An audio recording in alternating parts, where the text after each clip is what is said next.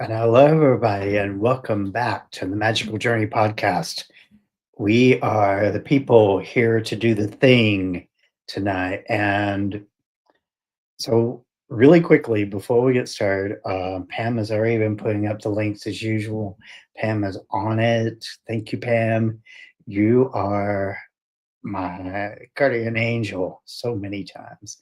Um, Mods are in the house. Yay, that works great. Um, Before we get started tonight, though, I do want to throw in that Pam said Magical Journey website, magicaljourneypodcast.com is up. I'm going to be doing some changes on it soon, but right now, if you have not noticed yet, I am doing renovation on the YouTube channel. So there's some changes going on with uh, just the look and feel of it, the uh, links, the descriptions, everything is going into a little more user friendly mode. So playlists are changing up. James, hey, how are you? And welcome in. Are you guys hearing me okay and everything tonight? Because I got a cold and we got nasty weather running in. So I don't know if you guys can get me on right or not, but let me know if you can. And so let me tell you really quickly before, because I want to introduce my guest and gets us going. But oh god, um, on the 21st, let me get back to my calendar. On the 21st of this month, I have Irene Scott coming on to the podcast. Now, um, this is a must see because Dr. Irene Scott is very well known. Actually, of she's a friend of Katie Page. They both were part of the Mutual UFO Network. Uh, she is a prolific author and very, very interesting in her and the information she's passing out, the very important information she's passing out. So put your calendars on alert for that on what did I say it was again? November the 21st, right?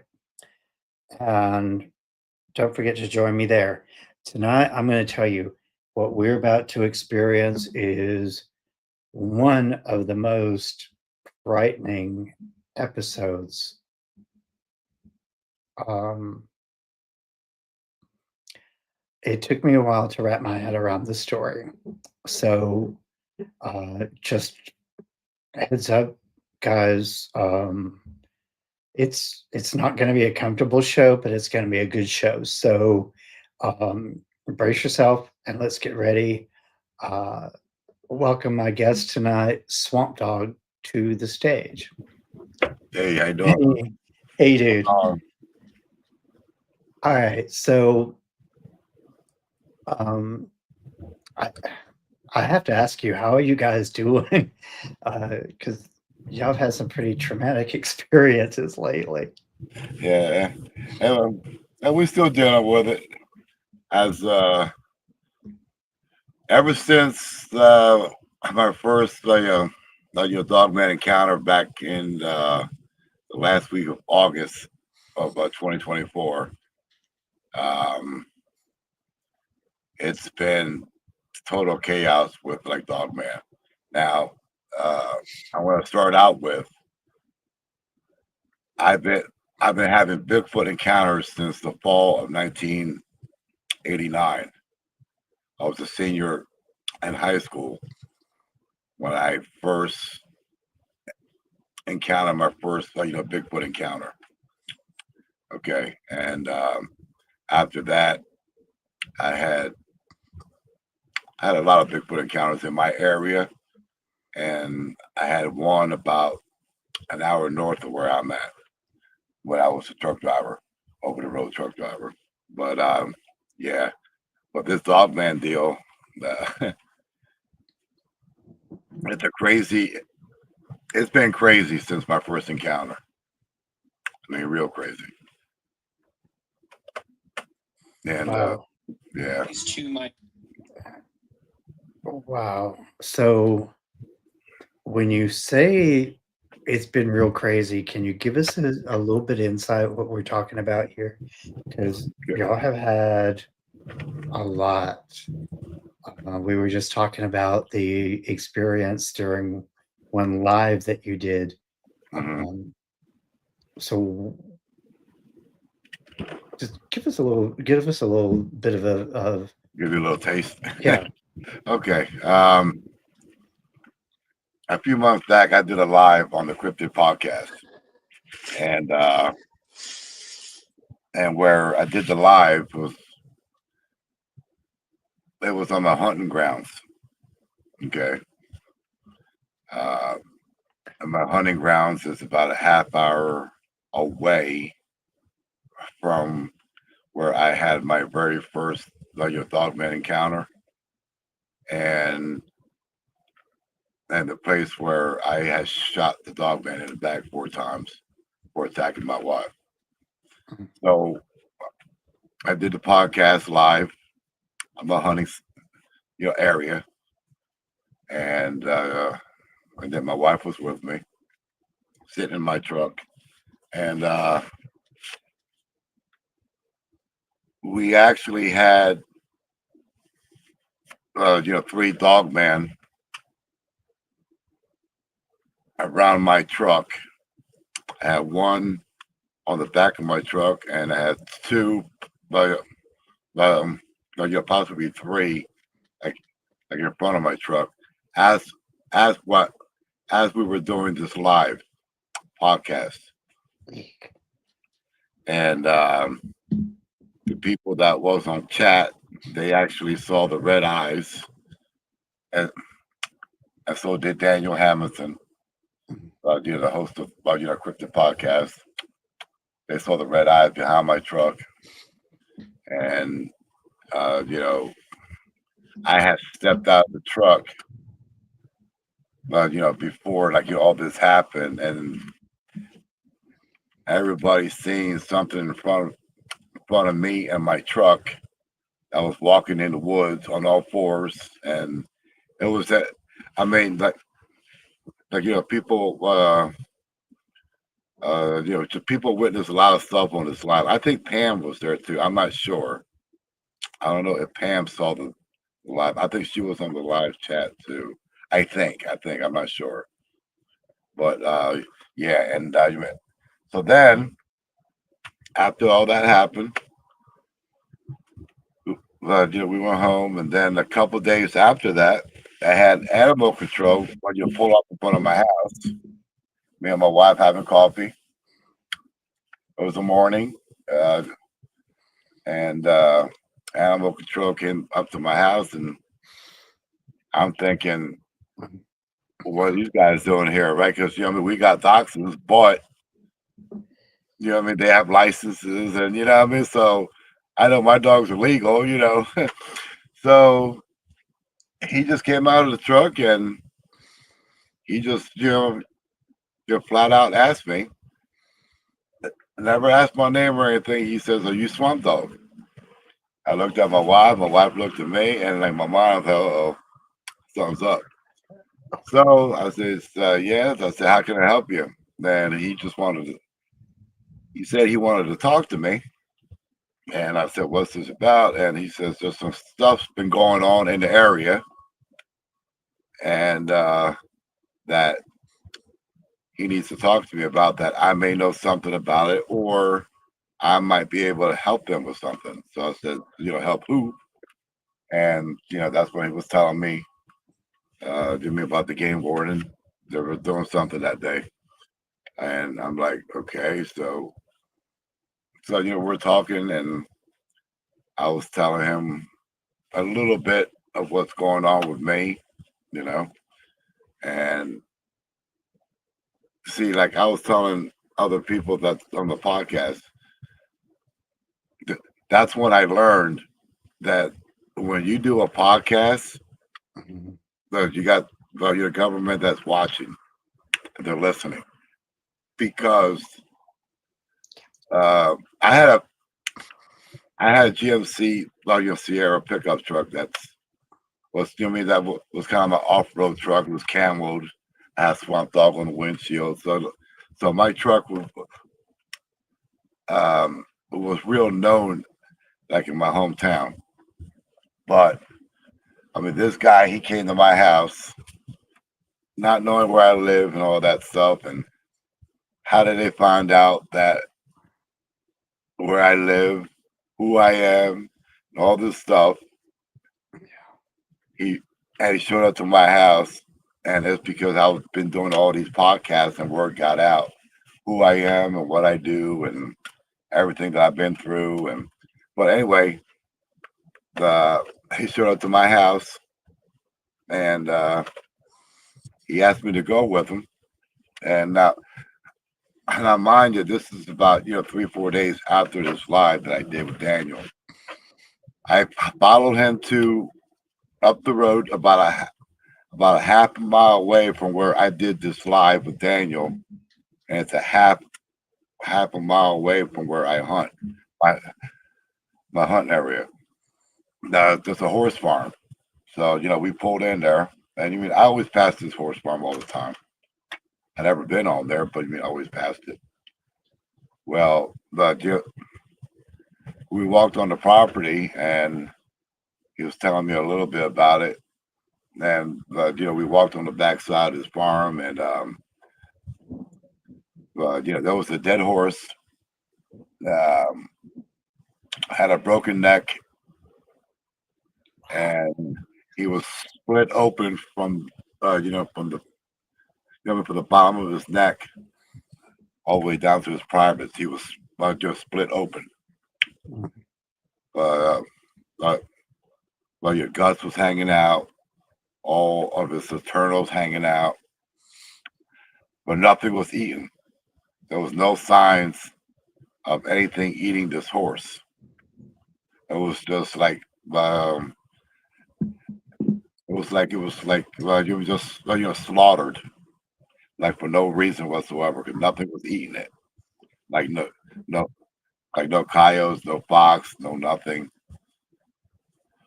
So but they're taking pictures of this horse. The game warden was there. Animal control introduced me to the game warden, and we were talking, and I guess the guy was like, "I don't know what could have done this," and I looked at the guy from animal control, and I says, "I know what did this." I says, "And I'm pretty sure you guys know what did this too." And I was trying to get them to say like Bigfoot or Dogman, but they never would say that. I mean, they would never. Their words didn't come out of their mouth. I'm the only one that mentioned it. So, and so then I'm looking around the horse, I'm looking for tracks. I'm looking at the wood line because there's, there's wood back there. I'm going into the wood lines, walking around. Guy from game warden and the animal control walked in there with me, and I'm looking for footprints. I'm looking for broken branches. I'm looking for anything that I could see that would walk through there that would make a trail. I really didn't see anything. Like, we didn't see any tracks either, which is kind of strange. And then after that, we walked to the house down the street, and I said, "What happened over there?" He said, "You'll see." Well, when I got over there, there was an old guy. He was, um, burying his dog. Apparently, something had ripped the right hind leg off the dog, Wow.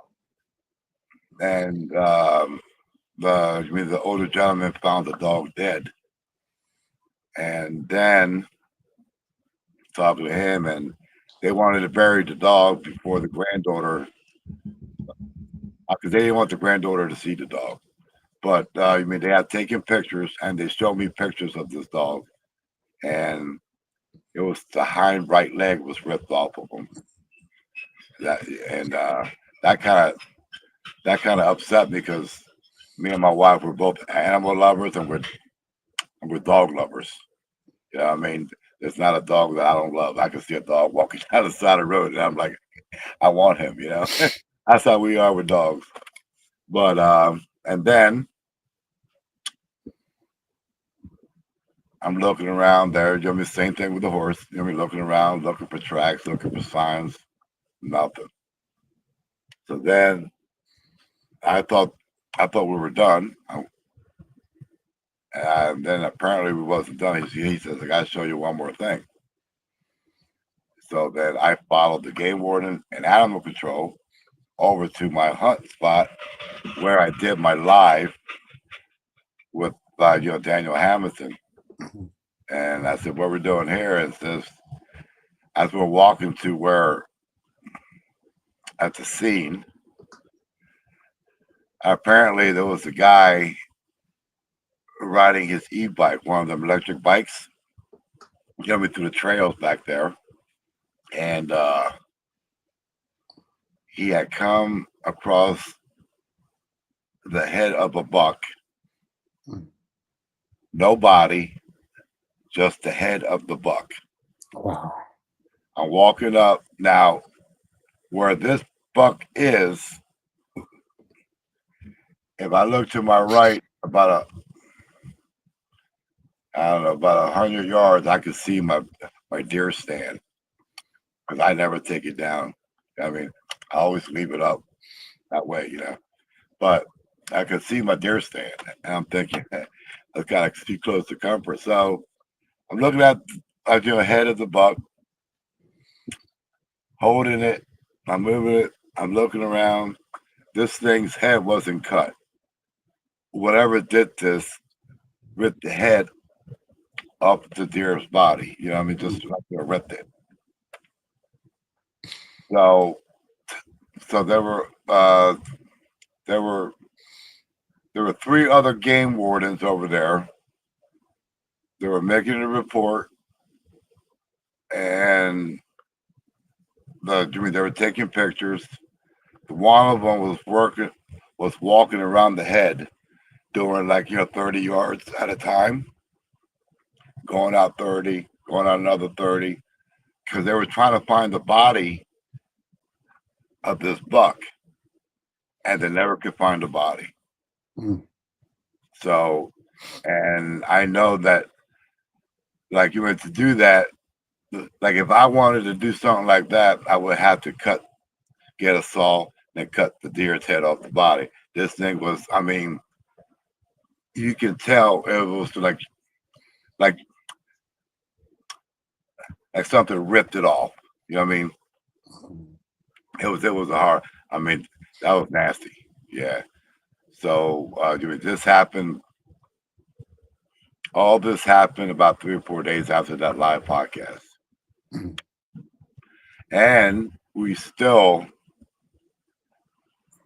I'm not saying that I'm working with them, but I can say that. Let's just say I'm hanging around with this game warden and this guy from animal control. It's like we stay in touch, and we go out in the woods, and I finally got them to admit that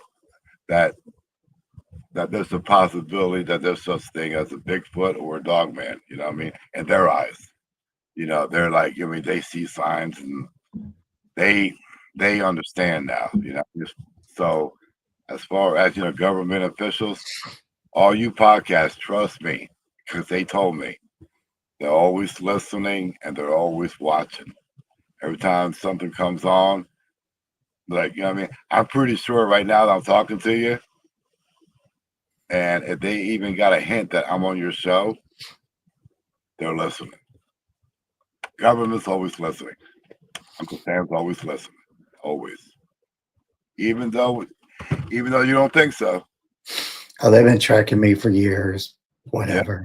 yeah. And I didn't know this until that this guy showed up to my house. I mean, out of the blue, Yeah. They literally, the only thing that they have on me is that I share information. So Yeah. it is what it is. Good luck, guys. Yeah. I mean, they can't stop you from doing anything, but I mean, they can. The government can't stop you from doing anything. All they have to do is say, yo, if you keep doing this, we're going to do this, this, and this. And it happens. I heard a lot of stories about people, getting their bank accounts messed with, getting their jobs messed with. I heard a lot of stories. So it can happen. It's true. I lived through an abusive family, so if they can get worse than him, then good luck. Yeah. Right, right. So let's talk about so I really don't I You want want to to know be my gentle because here's the thing of it. We've already given him a lot of hard stuff tonight already in the Mm, first 20 minutes of the show. So let's but I mean there's no easy way to discuss this. There's no fun. there's no I easy way. mean There's no it's not like they go handing people dozen roses and say I no. love you, So this is like unfortunately this is one of those subjects where you know it, there's no pretty side to it. It is definitely for There's nothing uh, pretty about a dog man. Nothing. no. Nothing. Um, so let me ask you this: what is your gut feeling about? Obviously, these are apex predators, but tell me what you feel when it comes to the dog man. The truth about the dog man, is it flesh and blood? Do you think that it's some kind of genetic experiment? What's your thoughts? Well, as far as see, it's hard to say because when I shot at this dog man 4 times in the back, when I grabbed my wife and I was dragging my wife down that dirt road, and I shot him from 5 feet away with a 44, and I never seen any blood. I hunted bears, I hunted deer, I had shot, coyotes, and every time I shot something when I was hunting, whether it was with a gun or a bow, I always seen blood. I shot this thing 4 times in the back with a 44, 5 feet away. Never seen a drop of blood. Never seen a drop of blood. I told Daryl Denton. I don't know if you know Daryl Denton. Yeah. Told him. I told Josh from Mystery Unknown. He's the one that I talked to first about all this encounter. I talked to Daniel Hamilton. I talked to Tom Franklin. I talked to a lot of people. I talked to a lot of people from California. I talked to people from Alaska. And I tell them I never saw a drop of blood when I shot this thing. And I was on a podcast the other day with a new friend. Her name is Jennifer Hicks. Mhm. She started creepy culture, and she mentioned something to me that nobody has ever mentioned. When this dog man was dragging my wife, and I shot him 4 times in the back, my wife didn't even have a drop of blood on her. You would figure if it's dragging my wife with his left arm, Mhm. and I shot him in the back, you would figure if there was any blood splatter, my wife would have blood on her. My wife never had a drop of blood on her. So as far as flesh and blood, I used to think, yeah, this is my first encounter. But then when I shot it and I didn't see no blood, that's the question. I don't know. I can't tell you that because I didn't see no blood. I think that's the first time I've ever had anybody say that before that I remember. Yeah. I mean, So I made note of that because that's a significant twist to the story. So when people ask me if it's flesh and blood, I can't answer that because I don't know. Me personally, I think it's demonic. I think from dealing with this thing since the last week of August of 2024 up to now, because I'm still dealing with it right now as we speak. I believe this thing comes from the pit of hell. This thing is, I believe, it's like demonic. Okay, I tell people that I believe that these are to be Satan's pets. You know how you walk around with a German Shepherd or a Dachshund. I believe these things, they belong to Satan himself. That's what I believe. I mean, from seeing it up close, personal. I mean, the eyes. I mean, these things. I mean, I never had a problem with Bigfoot since 1989. I've been having encounters. Me and my wife for the past like 2-3 years before this Dogman encounter happened. We used to gift, your 3 males in my hunting area where I'm talking about where I did this live because I've been hunting there for 5 years. So me and her, we were gifting them and they were gifting us. So we were actually having a relationship with these 3 males. One was 8 foot and then the other 2 that were like 7.5 foot tall. But since all this been going on with this, Dogman deal, and I mean, with the horse, being killed and all that stuff, I've been going in and out of the woods every other day, and I have had no signs, or I haven't seen anything like with these 3 guys. I mean, my guys said like that we've been gifting for, I mean, for all them years, I mean, for 2-3 years. I haven't had no signs of them. So I don't know if they had left. I don't know if they migrate. I don't know. But I haven't seen my guys.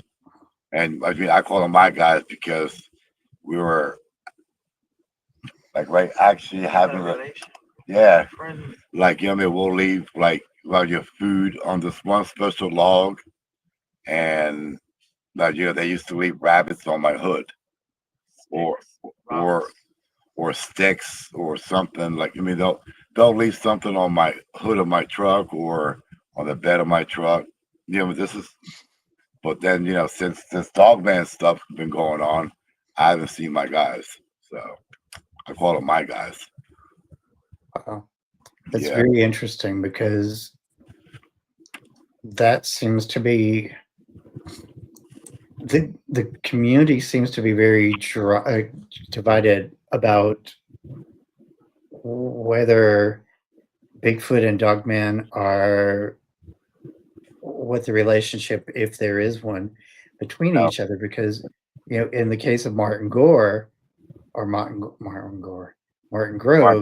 yeah, music and cops don't mix. Right. They're 2 different people. Okay, so Martin Grove, he distinctly said that there were Bigfoot and Dogman together. Mm-hmm. However, there also have been reports in certain areas of Bigfoot and Dogman actually confronting each other in not very nice ways. Right. So it's very interesting trying to sort out, and I understand that in different places in the country, Bigfoot have different cultures. They have different things going on. Yeah. But the relationship between the two is very confusing to me. Yeah, it is to me too. Regionally, it's very confusing. hmm And since I'm between the LBL and East Tennessee, it's very concerning to me as to what the relationship is here between the two, because I'm literally right in between two hotspots. Right. I would really like to know that. But so before we go much further, I would like to encourage you guys, if you have made it this far into the show, which I hope you have, and you're watching this later, don't forget to like, subscribe, and give me a comment about what you think. What do you think about the dog man? Is it flesh and blood? Is it something else? Or what do you think about the relationship between Bigfoot and the dog man? So, Swamp Dog, let me ask you this, because you've hinted and we've loosely talked about the story of what happened to your wife. Can you elaborate just a little bit on that? I know it's probably traumatic to go deep into, so just give me the surface story of that, maybe the synopsis. All right. Well, let's just start with my first encounter. That's how like it went. You know, what I mean, from my first encounter all the way down for me shooting the thing, and as with Daryl Denton was kind of involved. You know what I mean? Um, the last week of August, that was the first time I ever seen Dogman. I have to say, I never did believe in Dogman. I never did. I believe in Bigfoot because I have encounters and I have, I mean, my relations with them, but I never did, believe in Dogman. Every time I saw a podcast or I saw a video and somebody talked about Dogman, I used to snicker. I'm gonna admit it. I admit it before. I used to laugh. I used to say, "Hey, no, there's no way there's anything that's walking on Earth that looks like a dog and it's 8 feet tall." You know what I mean? I just like in my mind, I couldn't believe like you mean like anything was like that was around until the night that I went down to Forest View, New Jersey. I went, look, because I'm a big, you're a striper fisherman, and I go out to Delaware Bay and I fish for stripers. And I usually go in, 2 hours, before the incoming tide, and I fish 2 hours after the outgoing tide. You know, that's the perfect time to fish. And I usually fish at nighttime. I don't know why, but I like to do my night fishing. So, to make the story short, I went out to Forest View, New Jersey. Like I said, about a half hour away from where I live. Everybody knows me in that area, especially along the beaches. Everybody knows me. Everybody knows my truck, even the cops. 2 a.m. they see my truck. I'm out on the beach fishing. They know it's me. They don't even bother me anymore.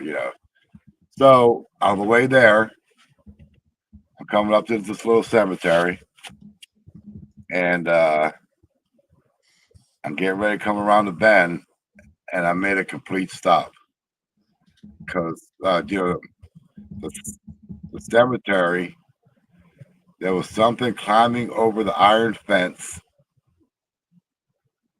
I climbed over the fence and started walking across the street in front of my truck on all fours. And it was so big that I actually thought it was a grizzly. That's how big it was. Jeez. And then I'm saying, now, mind you, I'm a hunter. I hunted all over Jersey, all over Pennsylvania. I know there's no grizzlies in Jersey. I mean, we occasionally have, black bears in the area. Never nothing that big. So in my mind, I'm dumbfounded. You know what I mean? Like me, I'm stopped in my truck and I'm looking at this thing. I'm thinking, there's no grizzlies in Jersey. What the hell? Unless something got loose. You know what I mean? I don't know. So when it crossed the road in front of me, I'm dumbfounded. I'm like, I couldn't believe what I'm watching. And when I crossed the road and it went to the next, property, it was like a field. I I had my truck in drive and I'm following it, right, because I had my off road lights on, and I'm following this thing with my truck, keeping all my lights on it because I don't know what the hell this thing is because it was that big. So I'm looking at it and I stop and this thing stands up. When it stands up and looks at me, my whole world stopped because, like I was telling you, I never did believe a Dogman or anything like that. It's always Bigfoot, never Dogman. So when this thing stood up and looked at me, my whole world did one of these numbers and it scared the hell out of me. Uh, I couldn't move my body. I couldn't move my arms. I had my driver's side window open, and on that truck, in order to close the windows or if you want to open, you got to press the button. I couldn't even move my arm and my hand to press the button to shut the window. Like my body was like I was froze, and it's like I told you, my world went in a different direction. I can't explain it, but that was the most I've been scared of anything in my life. You know what I mean? I shot a black bear from like 20, 22 yards with a bow, and you know what I mean, on the ground. You know what I'm saying? This thing here scared the hell out of me. It really messed me up when I first encountered this first one. And I'm looking at it and I got my lights on it and it's like a baseball field. I got this thing like lit up. I could see everything on this creature. He took one step towards me.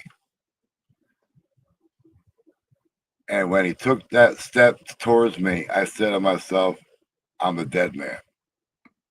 I'm going to die tonight. I'm going to die. Somebody's going to find my truck and all my fishing equipment, and they're never going to find me. So that's the first, when it took that first step towards me, that's what I thought.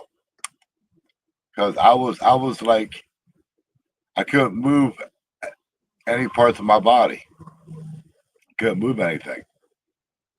I still had the truck in drive, and I couldn't even move my legs to press the gas pedal to move. To get out of that area. So when it took the one step towards me, I heard another one on my left, and it made it howl. And when it howled, the one in front of me stopped, looked over towards the howl, looked at me, and then like it took off and went into the wood line towards the other one where it howled. I didn't see the other one. I heard it, but I didn't see it. And I believe if that thing didn't howl, to get its attention, I still believe to this day I wouldn't be here right now. I'd be a 4-4. I'd be a 411 deal. You know what I mean? With Dave Pilates. That's what I know. I wouldn't be here right now talking to you. I I truly believe that with all my heart and soul. If that other one didn't have, I wouldn't be here right now. Bottom line, you know. So then I went down to the bay and I sat in my truck. I didn't even get out of my truck. I'm just like I'm thinking about what just happened, and it was like, but life has slapped me in the face because all them times I giggled and I laughed and I said, "There's no such thing as Dogman." Well, life and Mother Nature has slapped me in the face with open hands and woke me up, and so then when on way back, um, it was crazy. So I went on Josh's show, for Mr. Is Unknown, told him about that encounter. And Daryl Denton must have heard the show, and he talked to Josh and asked him if he can get a hold of me because he wants to talk to me. So that's how my relationship started with Daryl Denton. And so we did, and we talked, and I end up going there, back to to that cemetery, and I met him there, Daryl Denton. I met him there, and I showed him where this Dogman climbed over the metal, well, not metal, but like it was like iron fence, and I showed him where like I walked across the street into the field, and like everything would happen. Now, this Dogman, everybody always says, about the German Shepherd head looking thing, or sometimes it's, people say it looks like a Doberman or something like that. The one that I encountered had the head of a hyena. And he had amber eyes, and he had like a lion's mane. You know what I mean? Like you mean around the neck. Mm-hmm. You know what I mean? From shoulder to shoulder, and a little bit going down his back, but had a mane like a lion. And the weird part about this thing, how everybody talks about, well, not everybody, but some people, they talk about it has, dog legs, you know what I mean? Like the bent backward legs. Well, this didn't have that. This thing had like no more legs like a human being. I didn't see the feet. And the reason why I didn't see the feet was because the grass on that property was about a foot and a half tall. I couldn't see the feet, but the legs had the human legs, and the arms and hands were human. Because the hands were like my hands, but like you maybe twice as big as my hands, Mm. And I saw it real good because I was like only 20 yards away from it, and I had it lit up. I mean, like a baseball field, you know what I mean? And it was all black, and so yeah, that thing. When I first encountered that thing, that scared the hell out of me. My world was messed up for a couple months. I couldn't even go in the woods. I couldn't go fishing. I couldn't do anything. I didn't even. If I had to go somewhere, and if I had to pass the woods, I wouldn't even look into the woods. I just looked straight. I couldn't look in. I couldn't even look into the woods. So that's how I started. We talking to Daryl, and Daryl wanted to do like a night investigation with me, and I said I'm not coming out of here at night. I didn't want to come out here during the day But the reason why I came out here was because you were here, and I know he's a researcher, so I wanted to tell him exactly how everything went from A to Z and how it all went. But he wanted me to do like do me a nighttime thing. And I was like, no way, not me. I'm not coming out here at night. Said if you want to, that's on you. But I'm not doing it. So and I didn't.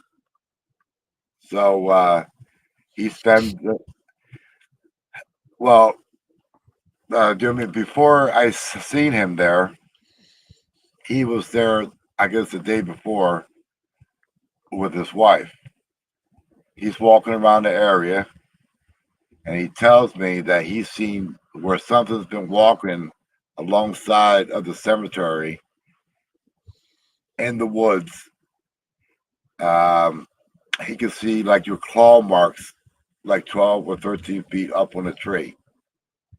And when he seen that, he knew that there's something in the area because you can actually see the claw marks on the tree, like there's something walking by and just you know what I mean, maybe slapping a tree or you know what I mean.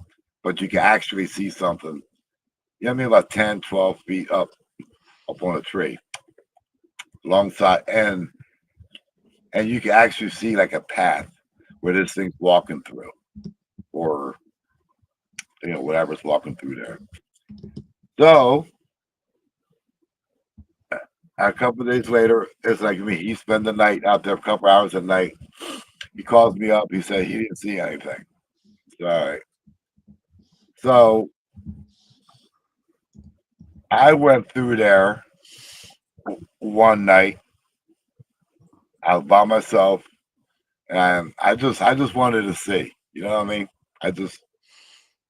I went there. I went in my truck, and you know what I mean. When I drive in that area, I'm only doing 20, 25 mile an hour because of all the deer, all all the critters walking across the street and stuff. I don't want to hit nothing because I had to hit a deer one time out there, and every time I drive in that area, I'm doing like 20, 25. So what happened was coming up to the same cemetery. I'm coming around the bend over this little beady bridge. You know, what I mean, they have give me a little bridge for, I guess, a little canal. Coming up, I had all my off-road lights on. I had the whole road blare, and this thing was standing on a dirt road, on the edge of the dirt road and the blacktop.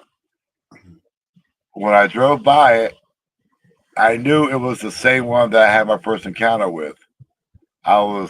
My passenger mirror was only about a foot away from it as I went by it. Oh, wow. My heart started pounding. I'm sweating. I'm pouring sweating. I made a U-turn at the end of the cemetery. I come back, and I'm driving by this thing, and I was doing about, I don't know, 15, 20 mile an hour as I'm driving by this thing, and I'm looking at it, and our eyes locked. When our eyes locked, he didn't move. He didn't growl. He didn't do anything. All he did was looked at me like this, and he's looking at me as I'm going by like this. You know what I mean? As I'm driving by. And I'm looking. I'm not even looking in front of my truck. I don't even know. I'm just looking at it. And then I gunned it. And when I gunned it, I called to Josh. I called Daniel Hamilton. And then I called Daryl. Well, that night, Daryl was on his way back from Tennessee. No. I think he was on his way to Tennessee. Yeah. So, and I'm excited. I said, "Yo, I see this thing. I see this thing again. It's the same one. I know it's the same one. I mean, it's him." And Daryl's like, "Calm down. Just tell me what happened." And I told him. I told Josh the same thing. I told Daniel, and So then your Daryl said, "Look, oh no, wait a minute. He wasn't on his way to Tennessee. They were planning on going to Tennessee. So when I got home, Daryl called me the next morning, and he said that he's going back out there again that night, and to see if he can see this creature." And I says, "I'm not going that night. I told you I don't go out there at night. You know what I mean? I'm not parking out there at nighttime and getting out of the truck, walking around. I'm not looking for this thing." So he did. So he was there for about 3, 4 hours. He told me, he calls me as he's leaving the area. He said he didn't see anything, but he can hear the house in the distance. I said, all right. And then he tells me, look, I'm going to Tennessee. I'm going to go meet up with some family. On the way back, I'm going to call you so we can meet up and do some more research in that area, even if it's during the day. Because at that time, he knew I wasn't going out there like at nighttime. I wasn't doing it. I mean, I by myself. I mean, I wasn't going to walk through the woods at nighttime. I wasn't doing it. So he went to Tennessee, and what was it, about a week later, right? Yeah. He had texted me, I'm on my way home. I'm leaving Tennessee. I'll be home by tomorrow. I'll call you. So, okay. Well, this one here, she got all interested, and she wanted to see this thing. Says, I'm not going there at night. Well, she had a camera and everything, and she wanted to go there, and she wanted to take pictures of this thing if it ever came out. And I'm like, no, we ain't doing that. Me, stupid, I ended up listening to her, and we ended up going over there that night. So, but she got the camera and stuff, and on the way there, we stopped at Wawa, that convenience store. Got our snacks, got our coffee, got everything we need to hang out there for a few hours. So I got in the area. I didn't really want to. I didn't really like it, but I did it. Just to please her. You know what I mean? I parked on that dirt road alongside the wood, the wood line. Well, see, my truck, I must have like $20,000 dumped in this truck, but the air conditioner never works. You know what I mean? With suspension and tires, and you know what I mean? It was an off-road truck. So air conditioner never worked. I never fixed it. So what happened was, she sit on the passenger side, and she didn't want to sit on the passenger side because it was up against the wood line. So I said, all right. So she wanted to switch spots with me. So she sat on the driver's side. I went on the passenger side. We sat there a few hours, right? And we didn't hear nothing. We didn't see nothing. I usually see coyotes. I usually see deer. I usually, you know what I mean? We didn't see no life whatsoever. Me being a deer hunter and always in the woods, I should have known. When the woods is quiet, there's something in there. You know what I mean? It's a predator. You know what I mean? There's something in there. I'm on the phone on YouTube. I'm looking at different things and not paying attention. Windows are down, sitting there. But 3 or 4 hours, nothing. So she finally said, "Listen, I gotta go pee." And I'm like, "Well, the nearest store is a half hour away from from my area, from where I was." I says, just go like in the back of the truck and go pee. right? 'Cause there's nobody around. So, and I should have known, me being a woodsman, right? Because I consider myself a woodsman. I should have known better. It's like I said, we didn't hear nothing in the woods. I mean, usually you hear like a bar owl, or you'll hear like a coyote in the distance, or you'll hear frogs, or you'll hear, I mean, like insects. Didn't hear anything. It did dawn on me. I mean, this is the biggest mistake in my life. It did dawn on me that the woods was that quiet.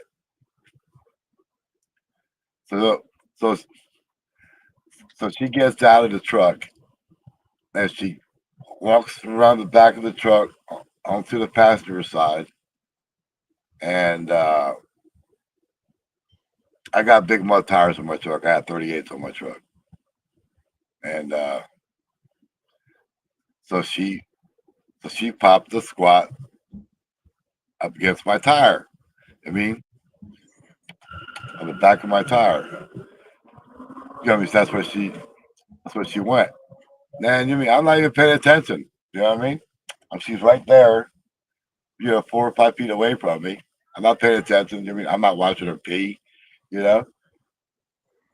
So also she starts to scream. I mean, screaming bloody murder. I didn't even look in the mirror. I opened up the door.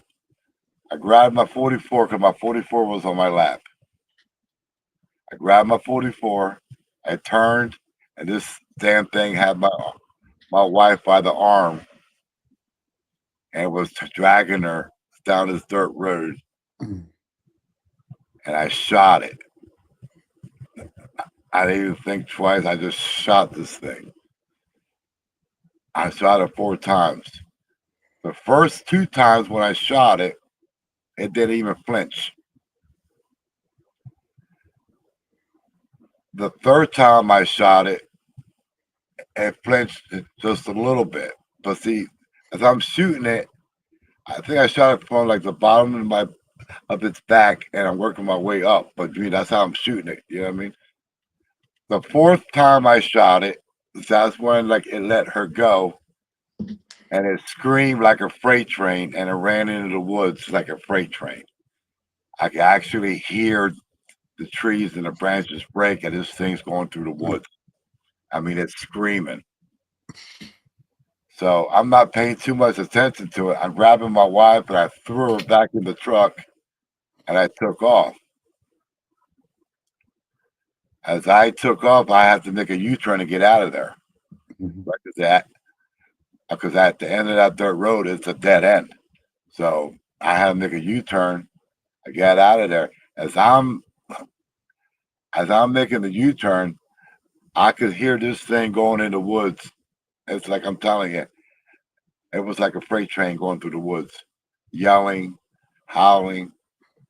I could actually hear shit about break in the woods like branches.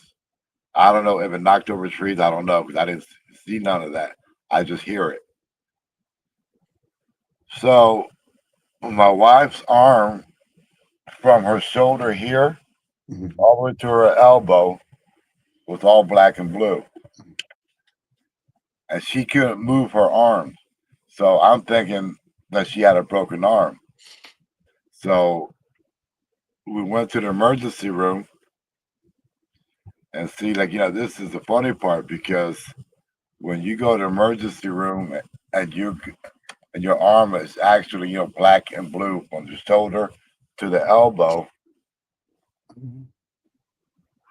how you explain that to the doctors and to the nurses what happened?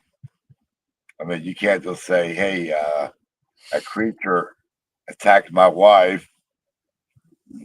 You know what I mean? So we didn't know what to say. And we were kind of dumbfounded at the hospital, right? Because the nurse kept asking us what happened. I mean, her arm was messed up. It was black and blue.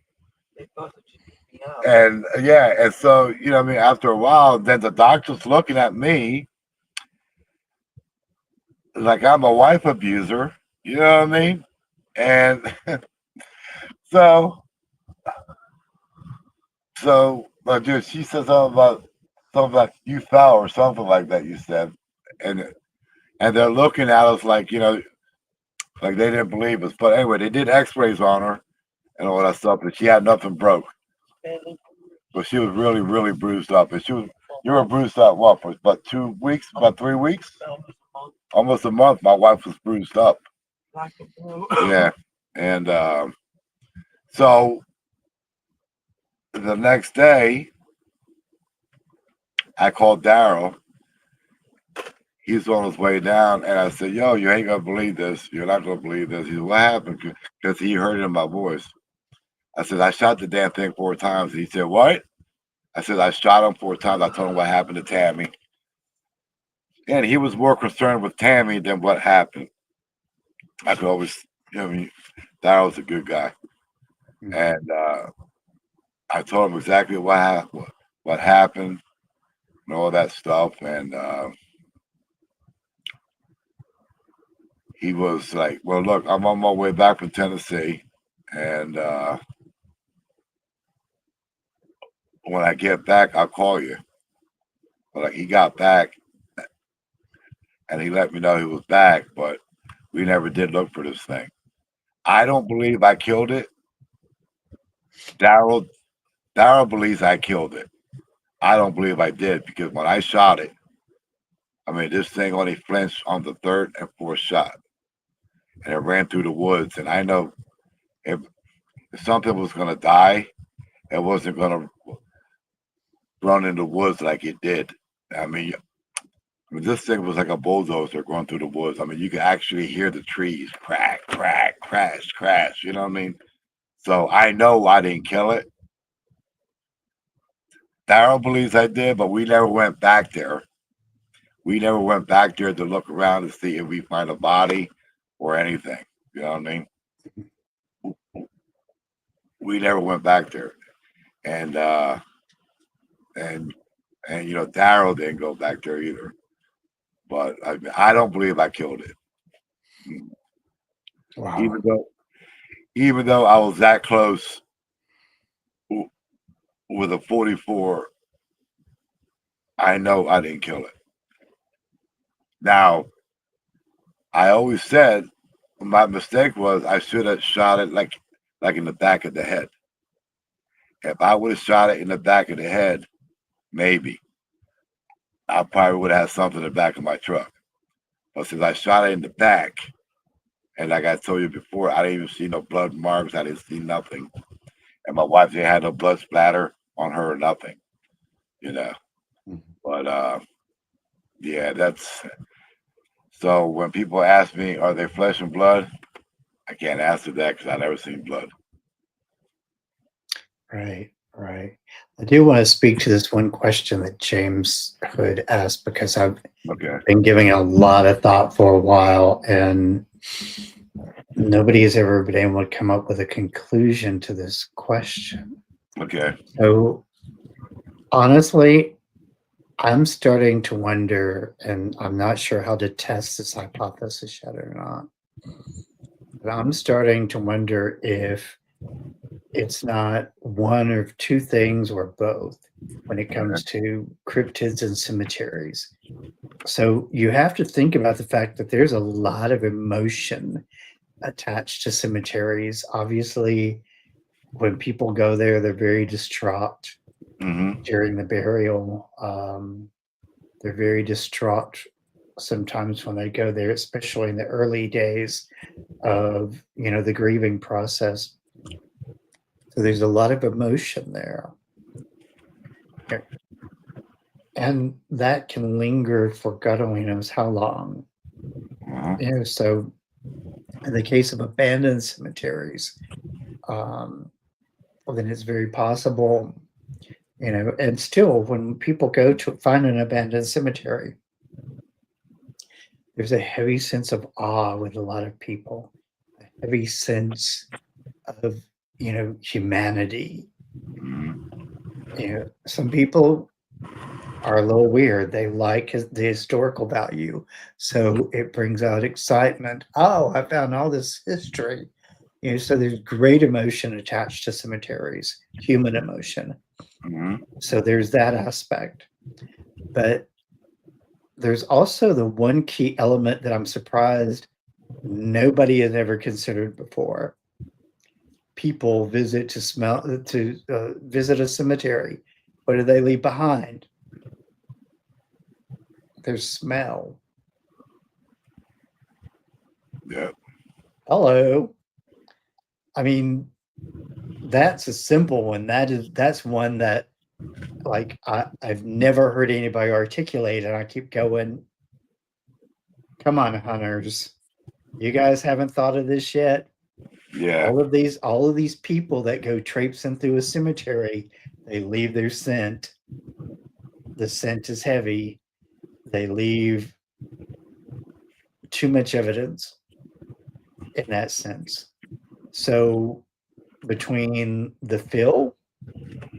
feelings, the energy that's left there, and that, and then for some of those older cemeteries, this is kind of a gross thought to think about, but we may not be able to smell the evidence of a cemetery, even though, and even 100 years later, we don't know what animals can smell and can't smell, especially something that has the kind of abilities that some of these seem to have. So these are all things that I personally think about. Like I said, I have no way of knowing how to go about testing this theory. I mean, you can't walk up and ask a Dogman or a Bigfoot, "Hey, what about the cemeteries? Is this the reason?" But that's kind of where I feel there's a good possibility that we may have, like, it as far as like if you want a kind of, as we would say, flesh and blood uh, reasoning behind it. So But as I'm doing my research and I'm talking to other people, 8 out of times when somebody sees a Dogman, it's always around water and it's always around an old cemetery. Always. 8 out of 10 stories that I talk to people about, it's always around water or cemetery. well, I mean, in water, I mean, all life needs water. Yeah, right, Anyway, right. so But it seems like every time they see something, it's either in the water or out of the water or near the water or something around water. It's always, you know what I mean? And where I was when I had my first, 3 encounters with this thing, it's always around the cemetery and it's always around the water because the bay, you know what I mean? The bay was there and you got the canals and, you know what I mean, little ponds that, you know what I mean, that feeds off the Delaware Bay. Yeah, and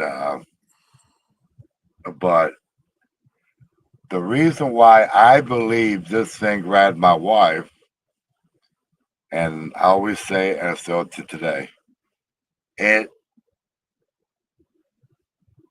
I don't believe it wanted to hurt my wife.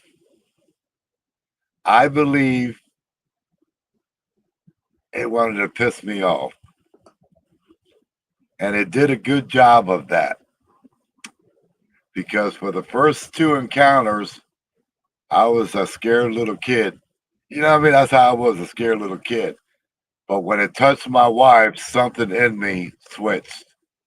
When I shot it, I had no more fear of these things.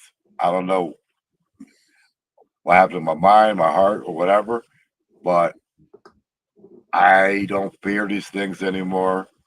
But when I hurt my wife, it made it personal. And I always said that to everybody. It made it personal. I think he wanted to make something personal with me. This is my feelings, right? This is what my heart's telling me because it's like I said, I mean, I've seen this thing 3 times already in that area. And it was always the same creature.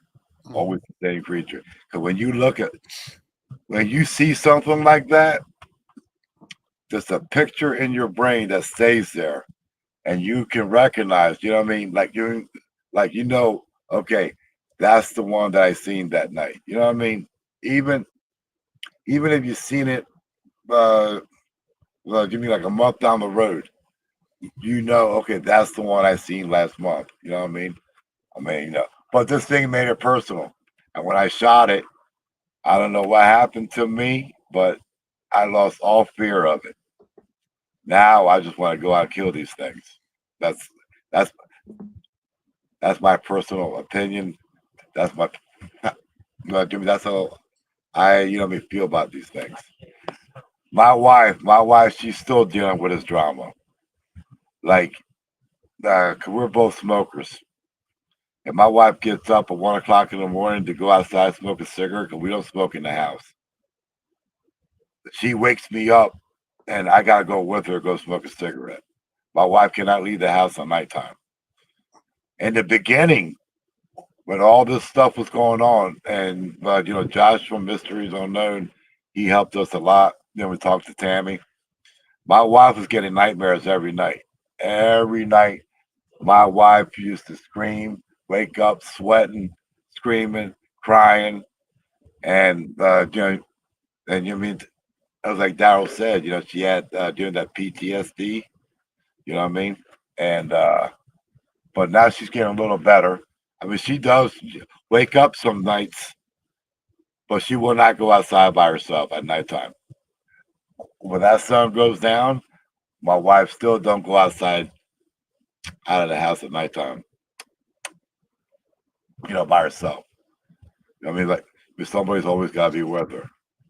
And if sometimes, we got raccoons that walk around our house and try to get in her trash, if she hears something, she jumps and she's like, you know, she's scared. I mean, she's scared. Which if something like that grabbed me by the arm, I'm going down the dirt road with it. You know what I mean? So you mean I know, but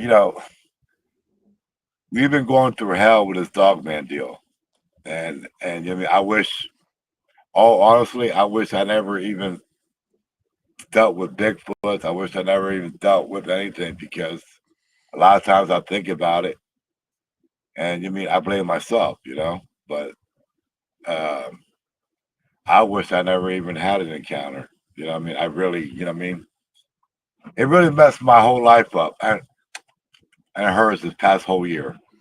You know what I mean?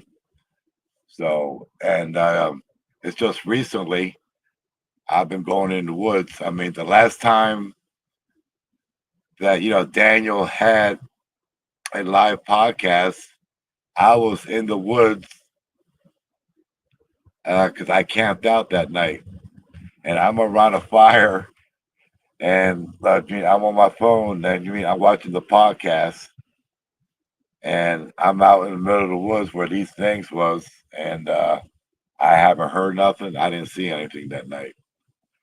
Not saying that wasn't there, but I'm just saying that night when I camped out there all night, I didn't see or hear anything. So, but it's just been a wild ride with this Dogman deal.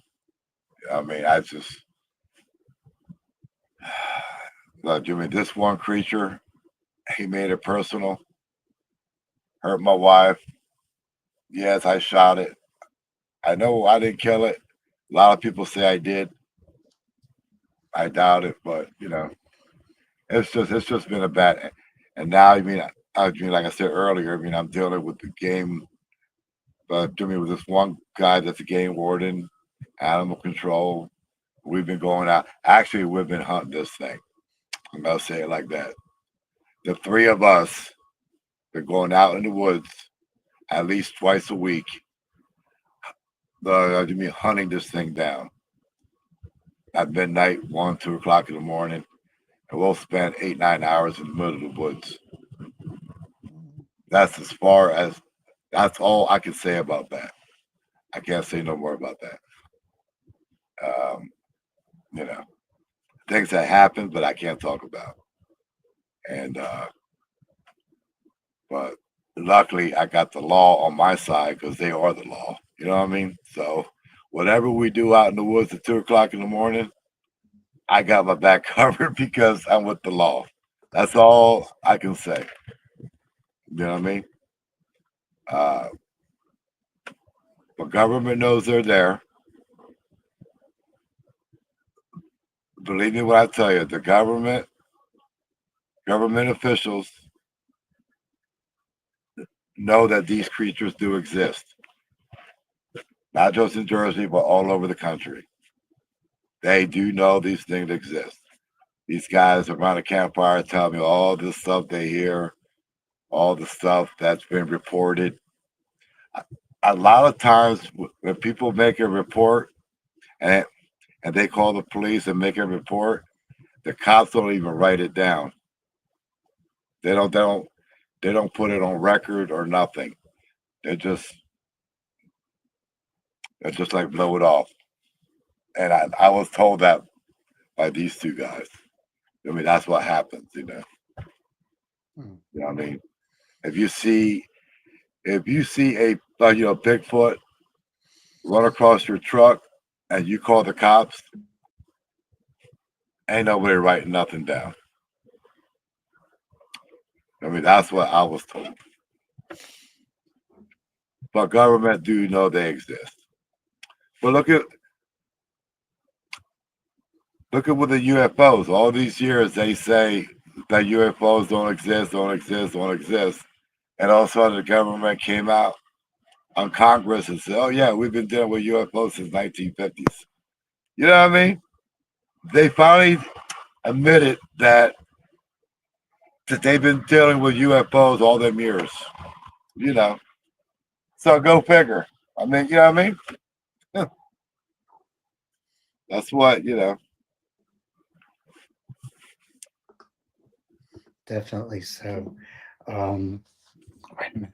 So are you with the whole thing with Facebook, did the page go away as well? That's another thing that's fishy. I had this page for a while. SwapDogg Overland Adventures. At first, my YouTube page and my Facebook page was going to be about me building off-road trucks, hunting, fishing, stuff like that, and going camping, overland camping. You know, going out in the woods for 3 or 4 days, just driving 200 miles in the woods in the mud and trails, and going camping in the middle of the forest. You know what I mean? And then when all this stuff started happening with the cryptid world, then I was thinking about mixing it up with Sasquatch and Dogman, and just making one nice big cake of it. But then when I've been doing all these podcasts and I've been having all these encounters and all this been happening to me, somehow, some way, my Facebook page, I couldn't get in it. I couldn't do nothing with it. My wife tried. We went to the phone company. They tried. I got a friend of mine. He's a computer geek, and he tried to get into my Facebook page. He couldn't even get in it. So when he couldn't get in it, I knew something was up. I said, you know what? Let's start a new page and then put it under my name. And but my YouTube channel is still there. It's just my Facebook page. And it was because I don't know. A lot of people have been messaging me. I give them my email, give them my phone number, and they call me with their encounters, asking questions, want to know what they should do, how should they do it. You know what I mean? Like, and it's like everything from like, you know, Bigfoot to Dogman. I got a guy, like I was telling you earlier, he has a problem with a rake. on his property, and he's only about an hour from me, north from me, up in Jersey, and he and his property, well, butts up with the Pine Barrens. Now, see, that's another thing. The Pine Barrens. I'm not far from the Pine Barrens. There's a lot of bad things in the Pine Barrens. A lot of creatures, a lot of ghosts, a lot of. I heard people seeing, UFOs in the Pine Barrens. We got, Pineys. They're like, feral people that live back in the Pine Barrens. Mhm. And, me being an off-roader ever since I was a 17-year-old, I'm 54 years old now. I've been all over the Pine Barrens. I mean, every little trail that you can see in the Pine Barrens, I've been on it. The swamp, the bogs, the cranberry bogs, I've been everywhere. You know what I mean? And I've seen a lot in the Pine Barrens. That was part of, but my Bigfoot stuff going on since 1989. And yeah, but and then like everybody's asking me because I asked for friend requests. Remember when you sent me a friend request? Mhm. You know what I mean? Because when I started a new page, I could only send out 3 friend requests at a time, and I kept going on all these other pages and saying, "Yo, this is Swamp Dog, but this happened on my Facebook page. If you were my friend, please send me a friend request because I can't get to you." You know what I mean? Because I made a lot of friends on here. You know what I mean? Like on Facebook with the crypto world, and I mean, a lot of you guys are like family to me. You know what I mean? Like Daryl Denton, Daniel, Ricky Steamboat. You know Rick Steamboat. You know Pam. She's my friend. I mean, you know what I mean? Uh, Maggie Johnson. I mean, I made a lot of friends on Facebook on the crypto world that they're like family. You know what I mean? It's just like a little family. And I was afraid that I was going to lose everybody. But my Facebook page went soup. It was so good. I couldn't get in it. I couldn't get in it. Wow. Yeah. So yeah. So I don't know if that's government. I don't know. Is that I don't know. So yeah, pair crawlers are being seen more these days. Yeah. This guy that I've been dealing with about this thing that's been going on the property. He's ex-military. He's been in the war and everything, and he called me up almost in tears. I mean, even my wife felt bad for him, and my wife wanted me to go over to his house, which he lives about an hour north of me, up against the Pine Barrens, and I haven't gone over there yet. But yeah, this guy he was in tears, and when he described this thing to me, I said, "Well, I'm sorry to tell you, but you have a rake on your property." So I've been dealing with a lot of things with different people, talking to people in Canada, talking to people in Texas, Florida, California. I had one guy call me he messaged me from Alaska. I mean, it's just been going on, and I've been trying to help people. You know what I mean? I try to help myself, but at the same time, I'm also helping other people. And I don't know, it's just like it's growing. Like people always contacting me, just telling me their encounters, the stories, and what's been going on with them, and you know, it's it's been it's been a very interesting year. I can't imagine. I definitely can. So as we're starting to, I need to let people start processing some of this stuff that they've ingested tonight because there's been a lot. Um, but as we're starting to round out the night, Uh, um, what are some final thoughts that you would like to share with us concerning the I don't know, investigate people like I gotta tell you guys, the first time you said Daryl Denton tonight and started talking about him wanting to go out at night, Daryl, I love Daryl. Daryl has no fear. He's just like, hey, let's Yeah. do it. There's a burning building, let's jump on it. I Right, mean, right. it's like, and I'm going, oh, Nah. you you do you, boo. I'm gonna stay in the safe side because I'm kind of that way these days. But you know what though? I've been ever since I shot this thing, I've been totally different. It's like I go in the woods by myself, I camp out overnight. Now you mean I like to do like a weekend camp out, but I got a wife and dog, so I can only do like an overnight type of deal. But I've been going in the woods at night now, you know what I mean? And I mean I don't go empty handed, you know what I mean? And but if like different things happen to you, I think you change. You know what I mean? As a human being, you know. But I drive in Nashville, so I already deal with enough of danger for my life yeah, every day. yeah, Yeah. So I really appreciate because I've been talking with other podcasters, um, my mods, several people over time about it. I'm always getting people encouraging me to bring people on the show and who to bring on, and we get a lot of requests over time. So I know people have been really kind of pushing you through the circuit. I imagine you sometimes go, wow, I can't even keep my head straight on yeah, where I'm going next.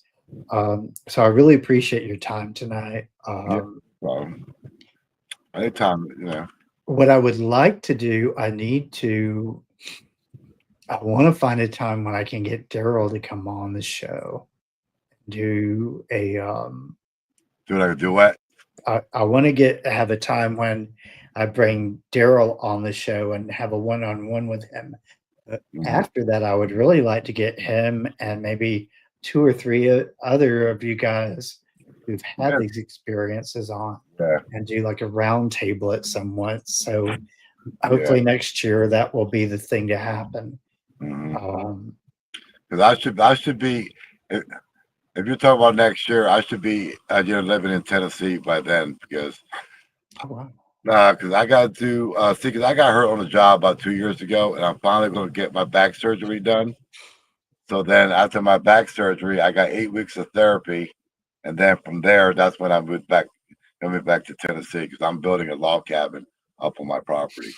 So Good deal. yeah, so uh, I'll probably be in Tennessee when that happens. Probably, I guess. I don't know. You talk about a year, you know. Yeah, yeah. Well, at some point next year, because we're almost at the end of the year now, I and know, yeah, yeah, I am yeah. literally booked for the rest of the year at this point. Right. So yeah, I'm already planning I'm planning 2026 already. That's I good. I appreciate you. I look forward to keeping in touch with you Oh yeah, and we stay in touch. You're my friend on Facebook, so absolutely, yeah, absolutely. yeah. And whatever you have a question or you want to know something, or if you want me back on the show for something, or if you want me to help somebody, you know what I mean? I'm always here, man. Hey, Ashes Antics. That's my friend right there. Ashes. Yeah. There we go. And that is the links for Pam says that the YouTube link still links to your YouTube account. So Now, my YouTube account as my user's name, mm, it'll say at Swamp Dog. Oh no, no, you mean at Swamp Dog Lawless or something like that. It'll say mm, because if I get on a live on YouTube and I write something, it'll say Swamp Dog Lawless, like the at Swamp Dog Lawless. mm. But that has nothing to do. That's the cryptic one where it is the one. Oh. But you're talking about the cryptid thing for the podcast. Yeah. Oh, okay. I'm sorry. I thought you were talking about my YouTube channel. No, that's the one that he needs to look at. Oh, okay. Yeah, the I'm sorry. Duh, my fault. Pam, don't shoot me. she'll just give you the mother talk later. Yeah, She I does know. that to all of us. Spank me. She's gonna spank me. Your story. All right. I'm going to close out the night for All right. and I will talk with you soon. Okay, yeah. Anytime, brother. Thank you. Okay, thank you. Okay.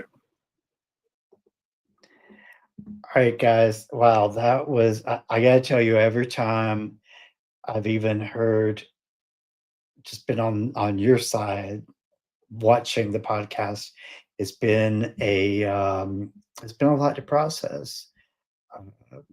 Swamp Dog's story is one of the ones that has been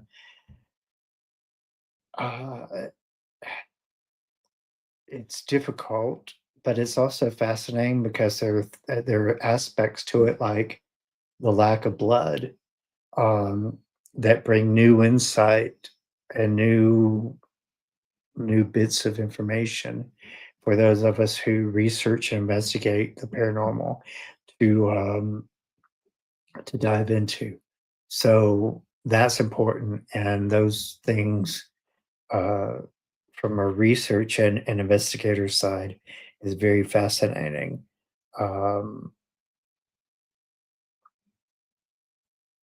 I do want you guys to, again, remember, let me pop it up right quick. There is a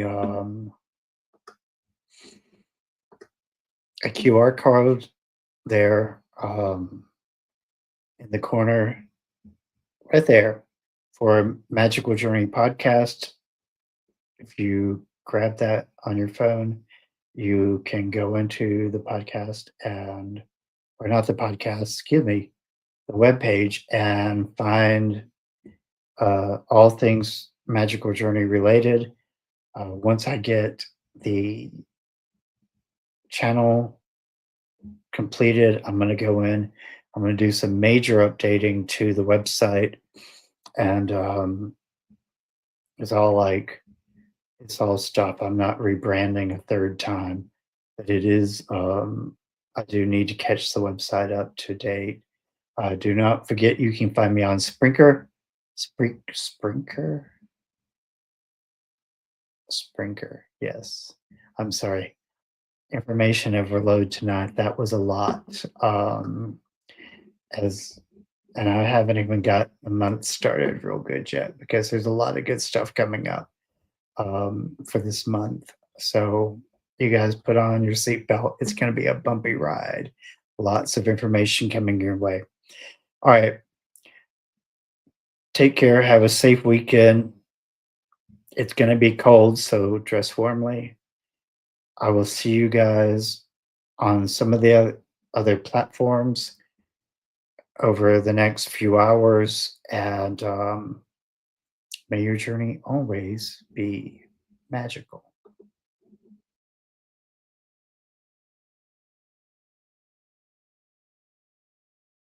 I've waited for so long to see when you come back to me.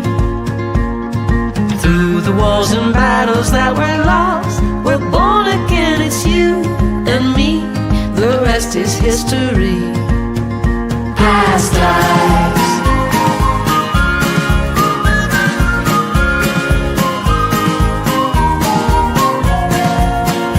Past lives.